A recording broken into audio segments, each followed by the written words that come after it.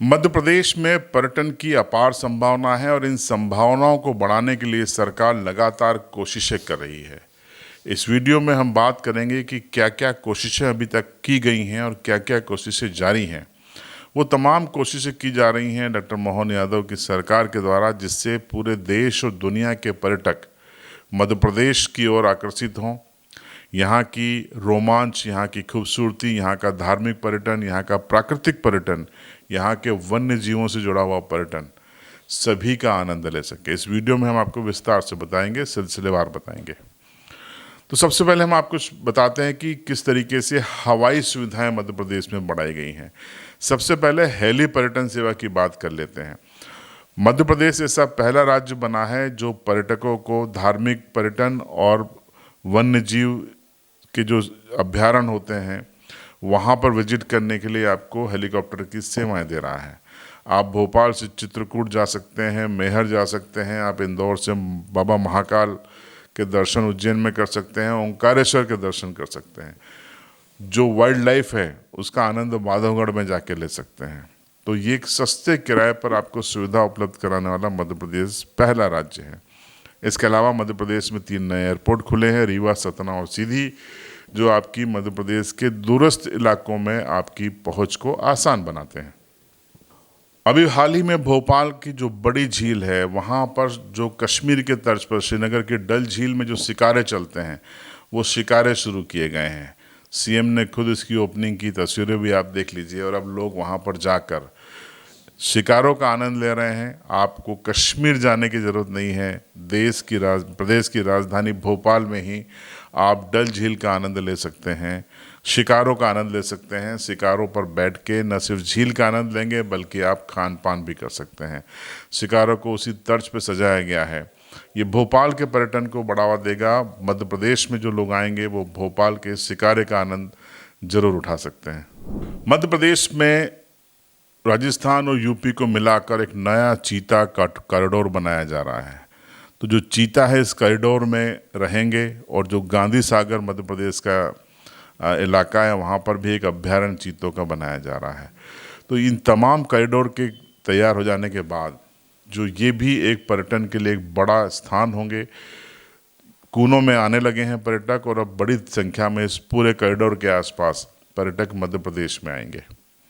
नर्मदा और उसके आसपास के इलाकों में पर्यटन को बढ़ाने के लिए ओंकारेश्वर से लेकर स्टैच्यू ऑफ यूनिटी तक क्रूज चलाए जाने की तैयारी है और उसके जगह जगह सेंटर बनाए जा रहे हैं ताकि धार्मिक पर्यटन का भी आनंद ले सके और नर्मदा के किनारे की खूबसूरती भी आप निहार सकेंगे। तो स्टैच्यू ऑफ वेलनेस यानी कि एकात्मवाद का जो खंडवा में स्टैच्यू है ओंकारेश्वर में, वहाँ से ये क्रूज शुरू होगा और गुजरात के सरदार सरोवर की जो प्रतिमा है सरदार सरोवर बांध में सरदार पटेल साहब की, वहाँ तक ये जाएगा। इसका भी आप आनंद ले सकेंगे।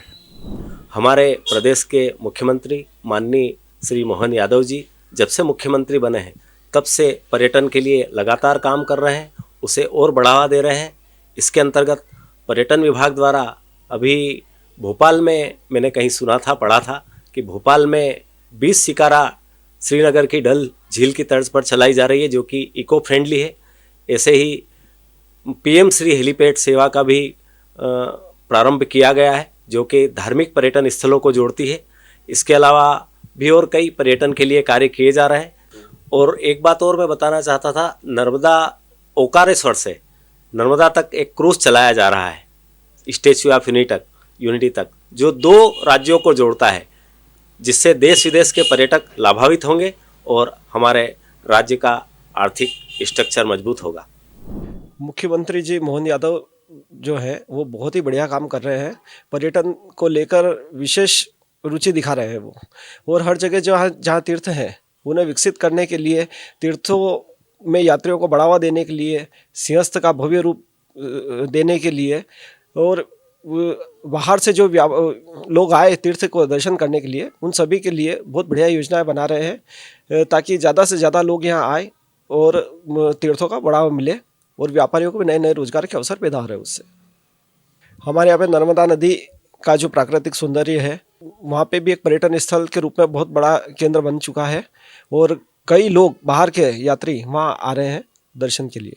मध्य प्रदेश में पर्यटन को बढ़ावा देने के साथ साथ स्थानीय स्तर पर रोजगार को बढ़ावा देना और स्थानीय संस्कृति को ग्लोबल लेवल पर ले जाना, ये भी सरकार की मंशा है। मोहन सरकार ने 121 गांवों में 141 होम स्टे तैयार किए हैं और आने वाले वर्षों में 1000 होम स्टे तैयार करने की योजना है, जिसके जरिए स्थानीय संस्कृति, स्थानीय खान पान और परंपराओं को देश और प्रदेश के साथ साथ वैश्विक पहचान मिल सकेगी। रानी दुर्गावती के नाम पर जबलपुर में एक नया चिड़ियाघर बनाया जा रहा है। साथ ही साथ जबलपुर के साथ साथ उज्जैन में भी वन्य जीवों का रेस्क्यू सेंटर बनाया जाएगा। ये बड़ा ऐलान है। ये चिड़ियाघर पूरा ग्लोबल होगा और आप इसके जो प्रीमियम क्वालिटी वो अलग देखने को मिलेगी आपको। यहाँ पर देश और दुनिया के तमाम जानवर आपको देखने को मिलेंगे, उनका यहाँ पर संरक्षण होगा और खासकर जो नई पीढ़ी है, बच्चे हैं, उनको वन्य जीवों से रूबरू करवाने का आपको एक मौका मिलेगा। ओंकारेश्वर में ही 26वीं वाइल्ड लाइफ सेंचुरी बनाने का काम जल्दी ही शुरू होने वाला है, इसका ऐलान कर दिया गया है। और ये सेंचुरी बनने से यहाँ पर देश भर के पर्यटक आएंगे, बल्कि वन्य जीव भी यहाँ पर संरक्षित होंगे, सुरक्षित होंगे। इसके अलावा देश भर में मध्य प्रदेश में इंदौर और भोपाल में मेट्रो ट्रेन शुरू हो चुकी हैं। जो सड़कें हैं सिंहस्थ को देखते हुए तेज़ी से बनाई जा रही हैं। दिल्ली मुंबई 8 लेन एक्सप्रेसवे को कनेक्टिविटी दी जा रही है बड़े शहरों से, ताकि पर्यटकों की पहुंच आसान हो सके। कुल मिलाकर सरकार की पूरी कोशिश है कि मध्य प्रदेश को पर्यटन के नक्शे में देश में नंबर 1 पर पहुंचाना है। इसलिए आधारभूत संरचनाएं भी विकसित की जा रही हैं और अवसर भी तलाशे जा रहे हैं। देखते रहिए CB लाइव।